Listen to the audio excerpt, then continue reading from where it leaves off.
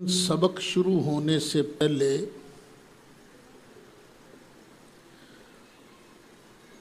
چند انتہائی ضروری باتیں کرنا بھی ضروری ہیں۔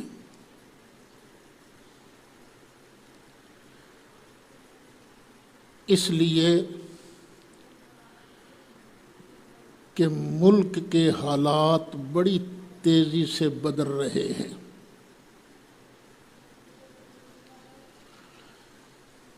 شیعہ حضرات کی طرف سے ہم پر پھر مظالم کا سلسلہ شروع ہو گیا ہے۔ شیعہ حضرات کو جہاں بھی موقع ملا ہے، ایران ہو، عراق ہو، مصر ہو، شام ہو، جہاں بھی موقع ملا ہے انہوں نے اہل سنت کو ذبح کرنے سے بھی دریغ نہیں کیا ہے۔ نام رکھتے ہیں محبت اہل بیت کا اور ظلم سراسر اہل سنت پر کیا جاتا ہے، اور من گھڑت دلائل سے اپنی بات منوانے کی کوشش کی جاتی ہے۔ آج مجھے ایک شیعہ حضرات کی پریس کانفرنس دیکھنے کا اتفاق ہوا۔ بڑے زور سے کہہ رہے تھے کہ ہم اہل بیت اطہار کو علیہ السلام ضرور کہیں گے۔ ہمیں کیا تکلیف ہے، کہو۔ ہم تو خود نہیں ایک دوسرے کو کہہ لیتے السلام علیکم، جواب میں وعلیکم السلام۔ سلام تو ہم آپس میں ایک دوسرے کو کرتے ہیں، تو کیا اہل بیت پر سلامتی نازل نہیں ہوگی تو اور کس پر نازل ہونی ہے؟ ہمیں اس سے کوئی اعتراض نہیں، لیکن جو اگلی بات ہے علیہ السلام کہنا، یہ دلیل معصومیت ہے۔ اور پھر ماشاءاللہ جو صاحب پریس کانفرنس کر رہے تھے انہوں نے اس کی دلیل بھی دی۔ میں نے جب وہ سنی دلیل تو کافی دیر تک نہ میں مسکراتا ہی رہا۔ وہ دلیل سن کے آپ بھی ہنسو گے کہ یہ معصوم ہیں۔ کیوں؟ اللہ فرماتا ہے ان اللہ وملائکتہ یصلون علی النبی، کہ بے شک اللہ اور اس کے فرشتے نبی کریم علیہ السلام پر صلوات بھیجتے ہیں، درود بھیجتے ہیں۔ تو درود جس پر بھیجا جاتا ہے وہ تو معصوم ہوتا ہے۔ یہ دلیل دی انہوں نے، بھی اگر آپ کی دلیل مان لی جائے تو یہی ثابت ہوگا نا کہ نبی کریم علیہ السلام معصوم ہیں۔ اہل بیت کا ذکر ادھر کدھر آ گیا؟ یعنی دلائل اس طرح کے دیتے ہیں، حالانکہ میں پہلے آپ کو بتا چکا ہوں صلوات دلیل معصومیت نہیں۔ کیوں؟ یہ دوسرا پارہ ہے، اللہ تعالیٰ ارشاد فرماتا ہے وَلَنَبْلُوَنَّكُمْ بِشَيْءٍ مِّنَ الْخَوْفِ وَالْجُوعِ وَنَقْصٍ مِّنَ الْأَمْوَالِ وَالْأَنفُسِ وَالثَّمَرَاتِ وَبَشِّرِ الصَّابِرِينَ۔ اللہ کہتا ہے میں تمہیں اس طریقے سے آزماؤں گا، تو محبوب پیارے جو صبر کر جائیں ان آزمائشوں پر انہیں بشارت دیجیے۔ یہ کون ہیں؟ الذین اذا اصابتہم مصیبہ، کہ جب انہیں مصیبت پہنچتی ہے قالوا انا للہ و انا الیہ راجعون، تو وہ کہہ دیتے ہیں انا للہ و انا الیہ راجعون۔ اولئک علیہم صلوات من ربہم ورحمہ، یہ وہ لوگ ہیں جن پر ان کے رب کی طرف سے صلوات ہے۔ اب یہ تو کلیئر کٹ ہے نا، صاف ہے، جو مصیبتوں پر صبر کرتے ہیں ان پر صلوات ہے۔ تو کیا خیال ہے شیعہ مجتہدین صاحبان، کیا صلوات دلیل معصومیت ہے؟ اگر دلیل معصومیت ہے تو ان کو بھی تو معصوم ماننا پڑے گا نا، جو مصیبتوں پر صبر کریں۔ حالانکہ ہمارے نزدیک انسانوں میں انبیاء علیہم الصلاۃ والسلام کے علاوہ کوئی معصوم نہیں۔ ہاں، بعض حضرات محفوظ ہیں، معصوم انبیاء علیہم الصلاۃ والسلام کے علاوہ اور کوئی نہیں۔ پھر 11واں پارہ نکالیے آپ۔ کچھ صحابہ کرام تھے جو تبوک جانے سے رہ گئے تھے، تفصیل اپنے موقع پر آئے گی انشاءاللہ۔ پہلے ان کا بائیکاٹ ہوا، پھر ان کو معافی ملی، تو اللہ نے فرمایا 11واں پارہ سورہ توبہ آیت نمبر 103، خذ من اموالہم صدقہ، حبیب پیارے ان کے مالوں میں سے زکوٰۃ لو، صدقہ لو۔ پھر آپ صرف لینا ہی نہیں جانتے، آپ دینا بھی جانتے ہو۔ صدقہ لے کر جواباً آپ کیا دو؟ تطہرہم وتزکیہم بہا، جس سے تم انہیں ستھرا بھی کرو اور پاکیزہ بھی کرو۔ وصلی علیہم، اور محبوب ان پر صلوات پڑھ، ان کے لیے دعائے خیر کر۔ وصلی علیہم، تو جناب کیا خیال ہے، یہ صلوات دلیل معصومیت ہے؟ جس پر درود پڑھا جائے گا، دعائے خیر کی جائے گی، وہ معصوم ہوتا ہے؟ اگر معصوم ہوتا ہے تو یہ 3 وعلی الثلاثۃ الذین خلفوا، ان کو بھی معصوم ماننا پڑے گا۔ یہ کیسی دلیلیں آپ دیتے ہیں کہ لوگوں کے سامنے مذاق اڑتا ہے؟ چلیے سورۃ احزاب نکالیے، آیت نمبر 43، تیسرا رکوع ہے۔ هو الذی یصلی علیکم، وہ ہے جو صلوات بھیجتا ہے تم پر، درود بھیجتا ہے تم پر۔ وملائکتہ، وہی نہیں، اس کے فرشتے بھی تم پر درود بھیجتے ہیں۔ کیوں؟ لِيُخْرِجَكُم مِّنَ الظُّلُمَاتِ إِلَى النُّورِ، تاکہ وہ تم کو نکالیں اندھیریوں سے اجالے کی طرف۔ یعنی اللہ اس لیے درود بھیجتا ہے صحابہ تم پر کہ تم پہلے اندھیریوں میں تھے، تو تم اس کی رحمت کی وجہ سے اندھیریوں سے اجالے نور کی طرف چلے جاؤ۔ تو اگر یہ صلوات پڑھنا اللہ کا اور اس کے فرشتوں کا دلیل معصومیت ہے، عصمت کی دلیل ہے، تو پھر تو سارے صحابہ کو معصوم ماننا پڑے گا۔ آپ کے پاس تو کوئی دلیل نہیں۔ آپ کے پاس کون سی دلیل ہے کہ خون رسول پر اللہ صلوات بھیجتا ہے؟ کون سی دلیل ہے آپ کے پاس؟ خون رسول کی بڑی عظمت ہے، لاکھوں سلام ہے خون رسول پر، بشرطے کہ وہ غلام رسول بنے۔ اگر غلام رسول نہیں بنتے، اگر وہ نبی کریم علیہ الصلاۃ والسلام کی غلامی میں، سرکار کی پارٹی میں نہیں آتے، مسلمان نہیں بنتے، تو پھر خون رسول ہونے کا تو کوئی فائدہ نہیں ملتا نا۔ ابو لہب کا اور سرکار کا خون کیا تھا؟ عبد المطلب کا خون تھا نا، حضرت عبد المطلب کا سگا بیٹا تھا حضرت عبد المطلب کا، وہ خون رسول ہے، قرابت داری ہے، سگا چچا ہے، لیکن چونکہ وہ نبی کریم علیہ السلام کی غلامی میں نہیں آیا، اس لیے وہ تبت یدا ابی لہب وتب کا حقدار بنا۔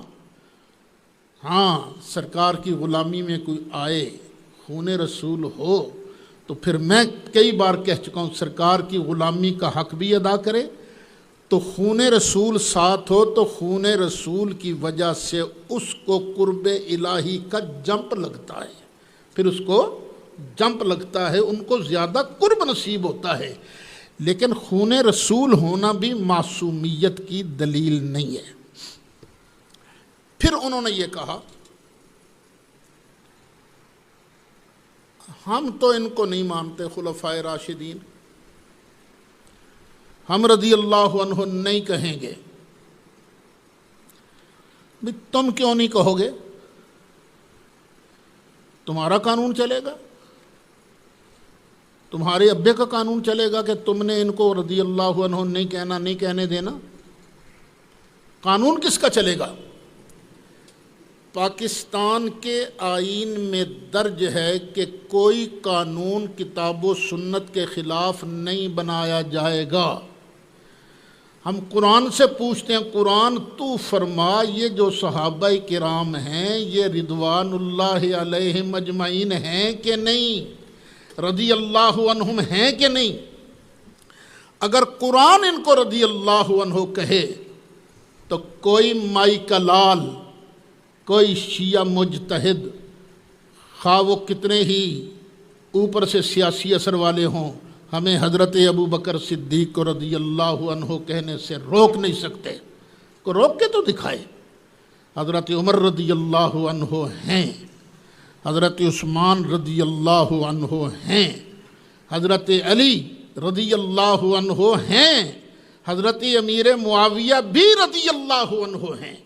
اب قرآن سے پوچھتے ہیں، یہ ہے میرے ہاتھ میں سورۃ مائدہ، 7واں پارہ ہے، سیکنڈ لاسٹ آیت ہے سورت کی۔ قال اللہ، اللہ فرمائے گا، ھذا یوم ینفع الصادقین صدقہم، یہ وہ دن ہے جس میں سچوں کو ان کا سچ نفع دے گا۔ تو صدیق سے بڑھ کے سچا کون ہے؟ ان کو ان کا سچ نفع دے گا۔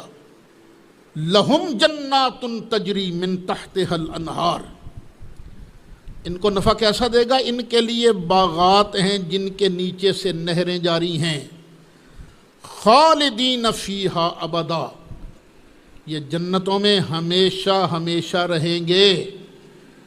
یہ قرآن ہے، رضی اللہ عنہم ورضوا عنہ، اللہ ان سے راضی اور وہ اللہ سے راضی۔ اور جن سے رضا کا میرا اللہ اعلان کرے، قرآن اعلان کرے، ان سچوں کو ان کا سچ قیامت کے دن نفع دے گا، تو کون ہے ہوئے ہمیں روکنے والا؟ ہمیں روز عربی میں گالیاں سننی پڑتی ہیں۔ شیعہ لوگ 3 مرتبہ اذان دیتے ہیں، 3 مرتبہ، 2 نمازیں جمع کر لیتے ہیں نا، ظہرین، ظہر عصر اور مغربین، مغرب عشاء، اذان 3 بار دیتے ہیں، کسی جگہ 5 مرتبہ بھی دیتے ہوں گے۔ اور اس میں عربی میں ایک گالی دی جاتی ہے صحابہ کرام کو، اشہد ان امیر المؤمنین و امام المتقین وقاتل المشرکین وغیظ المنافقین علی ولی اللہ وصی رسول اللہ وخلیفتہ بلا فصل۔ یہ جو لفظ ہے نا خلیفتہ بلا فصل، یہ عربی زبان میں حضرت ابو بکر کو گالی ہے، حضرت عمر کو گالی ہے، حضرت عثمان کو گالی ہے۔ تم نے اگر اپنی اذان دینی ہے تو اپنی امام بارگاہوں میں اذان دو، لیکن یہ لفظ کہتے وقت سپیکر بند کیا کرو۔ یہ ناقابل برداشت ہو چکا ہے تم جو گالیاں دیتے ہو صحابہ کرام کو۔ میں گواہی دیتا ہوں، جو اذان کی ان کے کلمات ہیں، حضرت علی نبی کریم علیہ السلام کے بلا فصل خلیفہ ہیں، بغیر فاصلے کے۔ اب آپ خود پوچھئے، ان سے بتائیں کہ حضرت علی کا زمانہ خلافت کس تاریخ سے شروع ہوا؟ کوئی مائی کا لال جو بتا سکے، ادھر سرکار کا وصال ہوا، ادھر حضرت علی کا دور خلافت شروع ہو گیا؟ کوئی نہیں مانے گا۔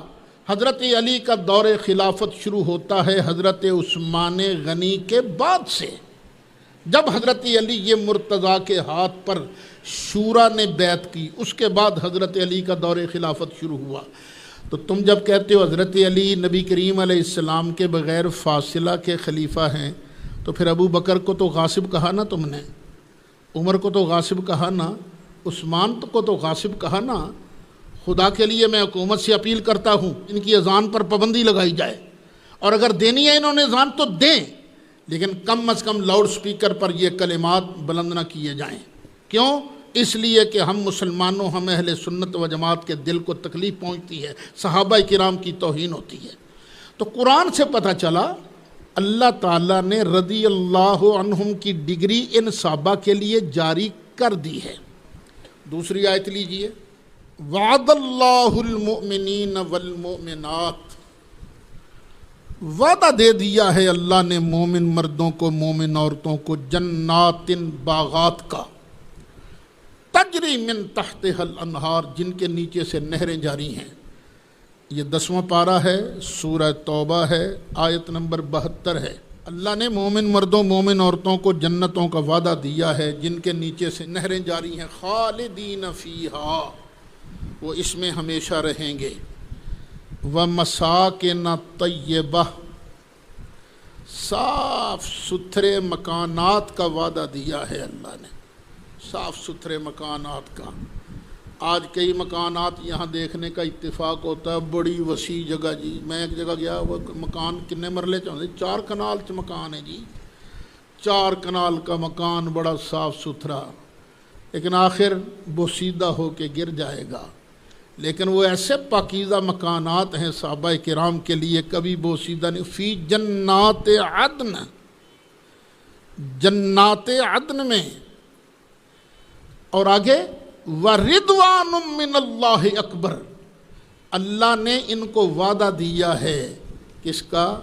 اللہ کی رضا کا، جو سب سے بڑی ہے، جو اللہ کی رضا سب سے بڑی ہے۔ تم کہتے ہو رضی اللہ عنہ، ہم نہیں کہیں گے، تو تم یہ یہودیوں کے پیچھے لگ کے صحابہ کرام کو برا بھلا کہتے ہو، ہم ان کو رضی اللہ عنہ نہیں کہیں گے؟ یہ تو میرا قرآن کہہ رہا ہے، اور پاکستان کے آئین کے مطابق کوئی قانون کتاب و سنت کے خلاف بن نہیں سکتا۔ یہ کتاب اللہ کا اور سنت رسول اللہ کا ارشاد ہے کہ ان کو رضی اللہ عنہ کہو۔ جب بھی حضرت ابو بکر کا ذکر آئے تو رضی اللہ عنہ کہو، جب بھی حضرت عمر کا ذکر آئے رضی اللہ عنہ کہو، جب بھی حضرت عثمان کا ذکر آئے رضی اللہ عنہ کہو، جب بھی حضرت علی کا ذکر آئے رضی اللہ عنہ کہو، جب بھی حضرت حسن کا ذکر آئے رضی اللہ عنہ کہو، جب بھی مولا حسین کا ذکر آئے رضی اللہ عنہ کہو۔ پتہ نہیں کہاں سے علم کے دعوے دار آ جاتے ہیں جی ہمارے پاس بڑا علم ہے، سنیوں کو تو پتہ ہی کچھ نہیں ہے۔ اصل چیز کتاب اللہ ہے، اور آپ اس لیے اعتراض کر رہے ہو شیعہ صاحبان کہ آپ کا قرآن پر ایمان نہیں ہے۔ میں پھر کہہ رہا ہوں شیعہ صاحبان، اگر آپ کا قرآن پر ایمان ہوتا تو کبھی رضی اللہ عنہ کی مخالفت نہ کرتے۔ کیا آپ کی کتابوں میں نہیں لکھا اما اعتقاد مشائخنا فَأَنَّ هَذَا الْقُرْآنَ مُحَرَّفٌ مُغَيَّرٌ مُبَدَّلٌ؟ کہ آپ کی کتابوں میں نہیں لکھا کہ صحابہ کرام نے قرآن کے اندر گڑبڑ کر دی ہے، کئی آیتیں نکال دی ہیں، کئی آیتیں اپنی طرف سے بنا کے داخل کر دی ہیں؟ آپ کا تو ایمان ہی نہیں ہے، اور ہاتھ ڈالتے ہو اہل سنت و جماعت پر، گالیاں بکتے ہو حضرت ابو بکر صدیق رضی اللہ عنہ کو۔ ایسا نہ کرو، پاکستان کا منتبہ نہ کرو۔ اب سورہ توبہ ہے، آیت نمبر ہے پوری 100۔ والسابقون الاولون من المہاجرین والانصار، خواہ مہاجر ہیں خواہ انصار، ان میں سے جس نے بھی سبقت کی، جو بھی پہلے ایمان لایا وہ بھی، والذین اتبعوہم بإحسان، اور وہ لوگ جنہوں نے بھلائی کے ساتھ ان کی اتباع کی، ان کے پیروکار بنے۔ میرا مالک فرماتا ہے رضی اللہ عنہم ورضوا عنہ، اللہ بھی ان سے راضی اور یہ بھی اللہ سے راضی۔ وہ کہاں کہاں سے کاٹو گے یہ رضی اللہ عنہم؟ یہ تو قرآن فرما رہا ہے، اور قرآن روایت بالمعنی نہیں ہے، یہ روایت باللفظ ہے، احادیث میں ہوتا ہے، روایت بالمعنی ہوتی ہیں، ان میں ضعیف حدیثیں بھی ہوتی ہیں، لیکن قرآن کا ایک ایک لفظ وہ ہے جو اللہ نے جبریل کو بتایا اور جبریل علیہ السلام نے قلب مصطفیٰ علیہ السلام پر نازل فرمایا۔ اور سنو آیت، یہ 16واں پارہ ہے، سورہ مریم ہے۔ حضرت سیدنا زکریا علیہ السلام اپنے رب سے مانگ رہے ہیں دعا۔ آیت نمبر 6، آیت نمبر 6، یار سونی، یا اللہ مجھے بیٹا دے جو میرا وارث ہو،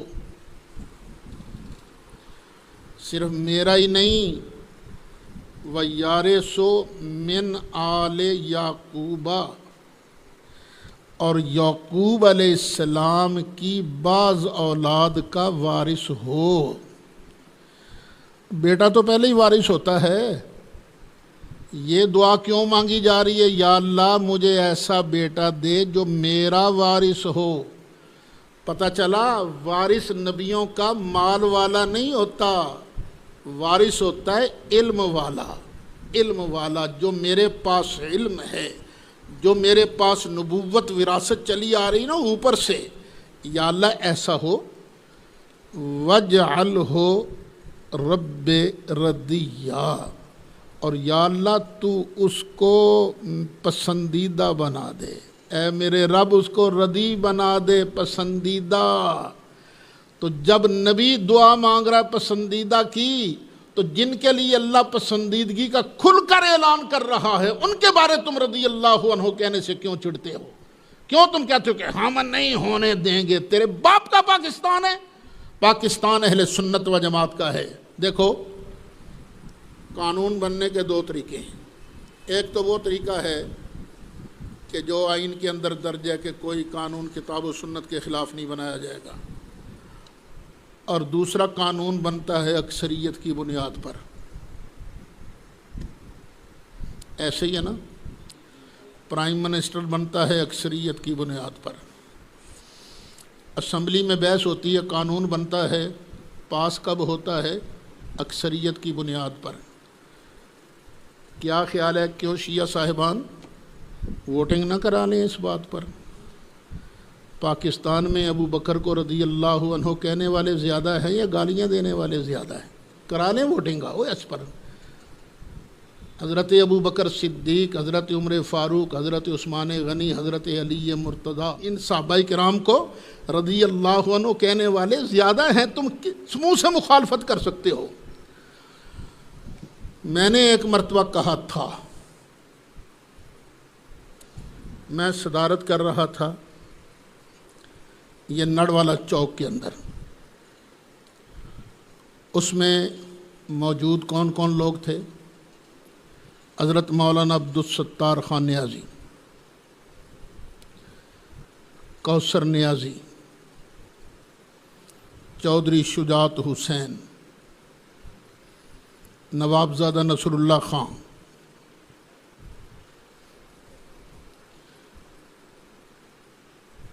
پروفیسر ساجد میر، یہ بڑے بڑے لوگ تھے جو اس جلسے کے اندر شرکت کر رہے تھے۔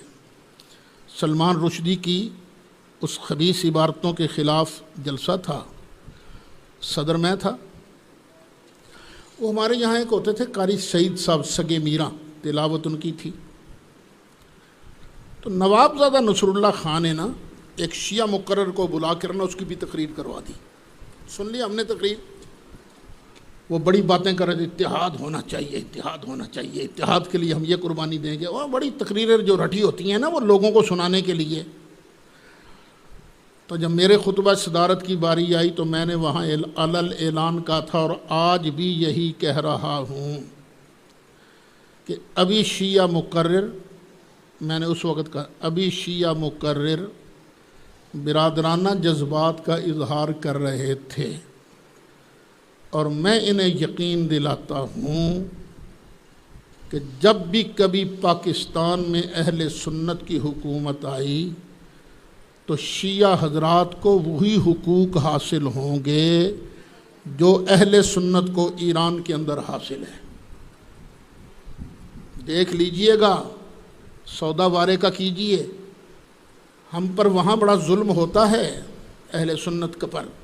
کیا اہل سنت کوئی نہیں ہے ایران کے اندر؟ آپ کو یہاں کتنی آسانیاں ملی ہوئی ہیں، سہولتیں آپ کو ملتی ہیں، لیکن پھر آپ خام خواہ ہمیں چھیڑتے ہو، حضرت ابو بکر صدیق کو ننگی گالیاں دیتے ہو۔ اہل سنت کا تو مزاج ہی نہیں کسی کو گالی دینا۔ یہ مولا مرتضیٰ ہمارے سر کے تاج ہیں، سیدہ طیبہ طاہرہ حضرت زہرا، ہر سنی ان کے قدموں کے ساتھ لگی ہوئی مٹی کو اپنی آنکھ کا سرما بنانے پر فخر محسوس کرتا ہے۔ حسنین کریمین کے لیے ہمارے دل دھڑکتے ہیں۔ ہم تو کسی توبہ کسی پیارے کی مخالفت کیسے کر سکتے ہیں؟ لیکن آپ کو سوچنا چاہیے جو قدم آپ نے اٹھایا ہے صحابہ کرام کے خلاف گالیاں دینے کا، یہ بہت برا قدم ہے۔ اور ایک شیعہ ذاکر کہہ رہا تھا کہ جو مولا علی کو پہلا خلیفہ نہیں مانتا وہ کافر ہے۔ تم نے کس کس کو کافر کہا ہے یہ کہہ کر؟ کس کس کو کافر کہا ہے یہ پتہ ہے؟ خود مولا علی کو تم نے کافر کہا ہے یہ کہہ کر۔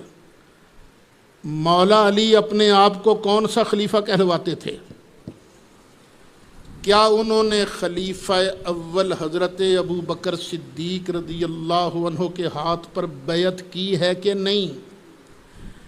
کیا انہوں نے حضرت ابو بکر صدیق کے پیچھے نمازیں پڑھی ہیں کہ نہیں؟ ذرا بتاؤ۔ تم کہتے ہو جو پہلا خلیفہ حضرت علی کو نہیں مانتا وہ کافر، تو حضرت علی نے پہلا خلیفہ کس کو مانا ہے؟ ذرا سوچ کے جواب دیجئے گا۔ ایک ساتھی مجھے کہا گا نہیں حضرت علی نے فٹافٹ بیعت تھوڑی کی تھی، وہ تو 6 مہینے کے بعد بیعت کی تھی نا۔ میں نے کہا علی نے 6 مہینے کے بعد بیعت کر لی، تو ایسا خبیث الو کا پٹھا ہے، تو ابھی 1450 سال کے بعد بھی بیعت نہیں کر رہا؟ کہوں گا نہیں حضرت علی نے اس لیے بیعت کر لی تھی تاکہ امت میں فساد پیدا نہ ہو۔ میں نے کہا پتہ چلا مولا علی کا اسوہ حسنہ کیا ہے؟ ابو بکر کے ہاتھ پر بیعت کرنے سے امت میں اکٹھ پیدا ہوتا ہے، فساد پیدا نہیں ہوتا۔ اور کیا میں تمہیں پڑھ کے نہ سناؤں؟ مولا علی نے اپنے بارے میں کیا کہا ہے؟ فرمایا مولا مرتضیٰ نے من لم یقل انی رابع الخلفاء فعلیہ لعنت اللہ، جو مجھے چوتھا خلیفہ نہ کہے اس پر اللہ کی لعنت۔ یہ لعنت کلی کنے ہیں؟ مولا علی نے تو چلی کنے ہیں؟ خود فیصلہ کر لو۔ اور ہم رضی اللہ عنہ کہیں گے رضی اللہ عنہ۔ تم جو لعنتیں ڈالتے ہو نا، تم کہتے ہو ہمارا عقیدہ ہے، تبرہ بھی ہے، تولا بھی ہے۔ اپنا عقیدہ اپنے پاس رکھو، یہ گلی بازاروں کے اندر اس عقیدے کی اشاعت مت کرو، صحابہ کرام کو گالیاں مت دو، وگرنہ اہل سنت جو ہیں، اہل سنت اگر باہر نکل آئے نا، پتہ ہے یہ تعداد میں کتنی ہیں؟ یہ بھی یاد کر لو۔ کسی علاقے میں تمہاری اکثریت نہیں ہے، کوئی ضلع بتاؤ جہاں شیعہ کی اکثریت ہو، نہیں اکثریت تمہاری، ہر جگہ اکثریت ہے ابو بکر صدیق رضی اللہ عنہ کو ماننے والوں کی۔ اور میں دیوبندیوں کو، اہل حدیثوں کو بھی دعوت دیتا ہوں، خدا کے لیے میری بات مان لو۔ جو میں کہتا ہوں نا، آؤ اتحاد کرے اصولوں کی بنیاد پر، منڈا نہیں پڑھنا، اصولوں کی بنیاد پر آؤ نا اتحاد کریں تاکہ پاکستان میں فتنے کم سے کم ہوں۔ ایک اور آیت بھی سن لیجئے، 16واں پارہ ہے، سورہ طٰہٰ ہے، آیت نمبر 109 ہے۔ یومئذ لا تنفع الشفاعہ، قیامت کے دن کسی کی شفاعت نفع نہیں دے گی، الا مگر من اذن لہ الرحمن، جس کو رب رحمان نے اذن دیا ہوگا اس کی شفاعت نفع دے گی۔ اگلے الفاظ ہیں وَرَضِيَ لَهُ قَوْلًا، اور اس سے راضی ہوا ہوگا جس کی بات کو اللہ نے پسند کیا ہوگا۔ اب تم کہتے ہو ابو بکر کو رضی اللہ نہیں کہنا، اللہ تو کہتا ہے میں کہہ رہا ہوں، اور اللہ ابو بکر صدیق کی بات اللہ کو پسند ہے، ابو بکر کی شفاعت اللہ قبول کرے گا، عمر کی شفاعت اللہ قبول کرے گا، عثمان کی شفاعت اللہ قبول کرے گا، علی کی شفاعت اللہ قبول کرے گا، سعد کی شفاعت اللہ قبول کرے گا، حضرت عبد الرحمن بن عوف کی شفاعت میرا مالک قبول کرے گا، حضرت عبید اللہ بن جراح العامری ان کی شفاعت اللہ قبول کرے گا، عشرہ مبشرہ ان کی شفاعت میرا مالک قبول فرمائے گا۔ رب کا اعلان ہے، کیوں؟ وَرَضِيَ لَهُ قَوْلًا، اور ان کے لیے رضی اللہ عنہم وَرَضُوا عَنْهُ۔ اور تمہارے حصے میں کیا آئے گا؟ تمہارے حصے میں مولا علی بھی دیکھ لینا، تمہیں منہ نہیں لگائیں گے۔ مولا علی کہیں گے جو میرے ابو بکر کا نہیں، جو میرے عمر کا نہیں، جو میرے عثمان کا نہیں، وہ میرا بھی کیا لگتا ہے؟ تم کہتے ہو رضی اللہ عنہ نہیں کہنا؟ تو وہ جو یہ 26واں پارہ ہے سورہ فتح ہے، آیت نمبر 18 ہے، اللہ فرماتا لقد رضی اللہ عن المؤمنین اذ یبایعونک تحت الشجرہ، محبوب جب درخت کے نیچے تیرے ہاتھ پر لوگ بیعت کر رہے تھے نا ایمان والے، اللہ ان سے راضی ہو گیا ہے۔ درخت کے نیچے بیعت کی ہے ابو بکر صدیق نے، درخت کے نیچے بیعت کی ہے عمر فاروق نے، درخت کے نیچے بیعت کی ہے عثمان غنی نے، درخت کے نیچے بیعت کی ہے حضرت عثمان کی بیعت تو سبحان اللہ سرکار نے فرمایا تھا یہ ہاتھ میرے عثمان کا ہے اور یہ ہاتھ میں مصطفیٰ کا ہے، اب میں عثمان کی طرف سے بیعت لے رہا ہوں۔ حضرت عثمان کی بیعت شان والی، علی نے بیعت کی تو اللہ ان سب سے راضی ہو گیا۔ جس سے اللہ راضی ہوا ہے اسی کی شفاعت اللہ تعالیٰ قیامت کے دن قبول فرمائے گا۔ پھر انہوں نے ایک تو عقیدہ عصمت کو چھیڑا انہوں نے، پھر شیعہ حضرات کا عقیدہ یہ ہے کہ سارے نبی نیچے ہیں، ہمارا امام نبیوں کے مرتبے سے اونچا ہے، مرتبہ امامت مرتبہ نبوت سے بالا تر ہے، مرتبہ خاتمیت سے ذرہ سا کم، مرتبہ نبوت سے اونچا۔ اور پھر یہ بھی کہتے ہیں کہ امام ہوتا ہے منصوص من اللہ۔ چلیے ہمیں آپ کا چیلنج قبول ہے،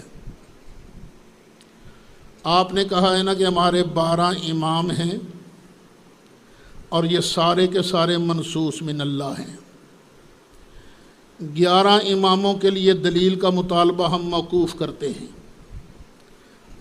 پہلے امام حضرت سیدنا علی مرتضیٰ کرم اللہ تعالی وجہ الکریم کے لیے ایک دلیل دیجئے، ایک قرآن کے اندر صاف موجود ہو، اللہ تعالیٰ نص کر رہا ہو، ان علی خلیفۃ رسولی بعدہ بلا فصل، دکھا دیجئے، ایک آیت دکھا دیجئے، 1 کروڑ روپیہ نقد انعام دوں گا، 1 کروڑ روپیہ، 1 کروڑ۔ چلو اگر قرآن میں سے نہیں دکھا سکتے تو حدیث قدسی دکھاؤ، منصوص من اللہ ہے نا، تو منصوص من اللہ کے لیے دلیل بھی یہی دینی ہوگی، یہ نہیں کہ من کنت مولا فہذا علی مولا، یہ نص قطعی ہے کوئی، منصوص من اللہ کے لیے۔ اور یہ دلیل جو ہے دلیل امامت نہیں، دلیل خلافت نہیں، دلیل محبت ہے۔ میرا پیارا بیٹا ہے حافظ غلام حسین، اس نے پورا کلپ اس پر دیا ہے، نہیں تسلی تو اس کو جا کر سن لو۔ تمہارے پاس کوئی دلیل نہیں مولا مرتضیٰ کے خلیفہ بلا فصل ہونے کی۔ ایک، جب تم یہ کہتے ہو کہ یہ ان اماموں کا مرتبہ نبوت سے بالا ہے، جب 53 کی تحریک چل رہی تھی، تحریک ختم نبوت، 53 میں تو خیر میں پیدا بھی نہیں ہوا تھا، لیکن سنا ہے کہ شیعہ کابرین بھی تحریک ختم نبوت کا حصہ تھے اور یہ مطالبہ کر رہے تھے کہ مرزائیوں نے چونکہ ختم نبوت کا انکار کیا ہے، وہ کہتے ہیں نبی کریم علیہ الصلوۃ والسلام کے بعد کسی کو نبوت مل سکتی ہے، اس لیے وہ کافر ہیں، ان کو کافر ڈکلیئر کیا جائے۔ لیکن سن 74 کی جو تحریک ختم نبوت تھی اس کا تو میں خود حصہ تھا، میرے ابا جان بھی اس کا حصہ تھے، اور شیعہ حضرات بھی ہمارے ساتھ کندھے کے ساتھ کندھا ملا کر تحریک ختم نبوت میں مرزائیوں کو کافر قرار دلوانے کے لیے ساتھ ساتھ چل رہے تھے۔ اب سوچنے کی بات یہ ہے، جو نبی کریم علیہ السلام کے بعد کسی ایک کو نبوت ملنا جائز قرار دیوے، وہ تو ختم نبوت کا منکر ہے، باغی ہے، اور جو 12 ایسے مان لے وے جن کا درجہ بھی نبوت سے زیادہ ہو، وہ کہاں مسلمان رہیں گے؟ اس بات کا جواب گالی سے نہیں دینا، اس بات کا جواب اوئے توئے سے نہیں دینا، اس بات کا جواب دینا ہے تو دلیل سے جواب دینا ہے۔ اگر ایک نبی نہیں آ سکتا تو نبی سے اونچے درجے والا کیسے آ سکتا ہے؟ یہ تو تم ختم نبوت کا بھی انکار کر رہے ہو۔ ہمیں مت چھیڑ، وہ کہتے ہیں نا، نہ چھیڑ ملنگانو، ہمیں مت چھیڑو، اپنا کام چپ کر کے کرتے رہو۔ تمہارا 10 دن کا مذہب تھا، روتو پیٹو بس اللہ اللہ اور خیر صلی اللہ۔ یہ ہر ایکشن کا ری ایکشن ہوتا ہے۔ میں اس وقت سپاہی صحابہ کو سمجھاتا تھا کہ مت کرو ایسے جس طرح کے نعرے تم لگاتے ہو، اس کا ری ایکشن اچھا نہیں ہوگا تمہارے لیے۔ نہیں بات مانی اس وقت، بہت بعد میں مانی انہوں نے، کیا فائدہ ہوا؟ نقصان کرا لیا نا اپنا۔ کتنے علماء انہوں نے قتل کروائے اپنے۔ اب بھی میں اپنے متشدد لوگوں کو کہتا ہوں اپنی حد میں رہو، تشدد میں غلو نہ کرو، آرام آرام سے چلو، دلیل سے بات کرو۔ اب بھی میں اپنوں کو کہتا ہوں اور ان کو بھی کہتا ہوں، تم بھی آرام آرام سے رہو، آرام آرام سے رہو۔ پھر پتہ نہیں کیا ہو گیا انہیں پریس کانفرنس کرتے ہوئے،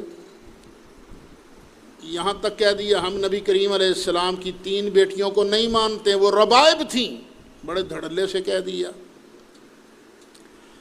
ذرا ٹھنڈے دل سے ان کے اس دعوے پر غور کریں، وہ کہہ کیا رہے ہیں۔ کسی آدمی کو اگر یہ کہا جائے کہ یہ تیری بیٹی نہیں ہے تو بتائیے اب یہ گالی کس کو گئی؟ یہ گالی ہے نا۔ کسی کی بیٹی کو کہنا کہ یہ تیری بیٹی نہیں، یہ کس کو گالی گئی؟ یہ سیدہ طیبہ طاہرہ حضرت خدیجۃ الکبریٰ پر تم خبیثوں نے الزام لگایا یہ کہہ کر کہ باقی 3 نبی پاک علیہ السلام کی بیٹیاں نہیں، نبی کریم علیہ السلام پر الزام لگایا۔ تمہیں تو شرم آنی چاہیے یہ بات کرتے ہوئے۔ کیا قرآن بھول گئے ہو؟ جب قرآن نے کہا تھا یا ایھا النبی قل لازواجک و بناتک، لفظ بنات جمع آیا ہے، پتہ چلا رسول کی بیٹیاں 2 سے زیادہ ہیں۔ تم بھول گئے ہو نہج البلاغہ میں؟ اچھا چلو، یہ جو دعویٰ تم نے کیا ہے، کیا نبی کریم علیہ السلام نے یہ فرمایا کبھی کہ میری ایک ہی بیٹی فاطمہ ہے باقی سب ربائب ہیں؟ کیا مولا مرتضیٰ نے کبھی یہ فرمایا ہے کہ سرکار کی صرف ایک ہی بیٹی ہے باقی سب ربائب ہیں؟ کبھی مولا علی نے یہ فرمایا؟ اور نہیں فرمایا، بلکہ اس کا الٹ فرمایا ہے۔ مولا مرتضیٰ نے حضرت عثمان غنی سے فرمایا قد نلت من سحرہ ما لم ینالا، اے عثمان تمہیں ایک شرف یہ حاصل ہے جو دونوں کو شیخین کو حاصل نہیں۔ وہ کیا؟ کہ تم داماد رسول بنے ہو، وہ دونوں داماد رسول نہیں بنے ہیں۔ تمہاری شرح فیض الاسلام ناج البلاغہ کی سب اٹھا کر دیکھو، سب کے اندر یہی لکھا ہے کہ حضرت عثمان کے نکاح میں نبی پاک کی 2 سگی بیٹیاں حضرت رقیہ اور حضرت ام کلثوم آئی تھیں۔ یہ جو تم آج کہانی بول رہے ہو نا، یہ کہ نبی کریم علیہ السلام کے یہ پچھلگ بیٹیاں تھیں، ربائب تھیں، یہ تمہارا ملا باقر مجلسی لکھتا ہے کہ برنفی این 2 اقوال روایات معتبرہ دلالت میں کنن، کہ یہ جو دونوں باتیں کہی جا رہی ہیں نا کہ یہ پچھلگ تھیں یا ویسے پالی تھی سرکار نے، ان دونوں قولوں کی نفی پر معتبر روایتیں دلالت کرتی ہیں، معتبر روایتیں۔ حضرت امام جعفر صادق فرمائے نبی پاک کی بیٹیاں 4، اصول کافی کہے نبی پاک علیہ السلام کی بیٹیاں 4، شیعہ حضرات کی کتابیں ہیں یہ ساری کہیں کہ نبی پاک علیہ السلام کی بیٹیاں 4۔ کسی ایک امام نے جن کو تم معصوم کہتے ہو، کیا کبھی کسی نے کہا ہے کہ نبی کی صرف ایک بیٹی تھی باقی سب ربائب تھی؟ تو ہم صرف یہی کہہ سکتے ہیں فَقُلْ تَعَالَوْا نَدْعُ أَبْنَاءَنَا وَأَبْنَاءَكُمْ وَنِسَاءَنَا وَنِسَاءَكُمْ وَأَنفُسَنَا وَأَنفُسَكُمْ ثُمَّ نَبْتَهِلْ فَنَجْعَلْ لَعْنَةَ اللَّهِ عَلَى الْكَاذِبِينَ۔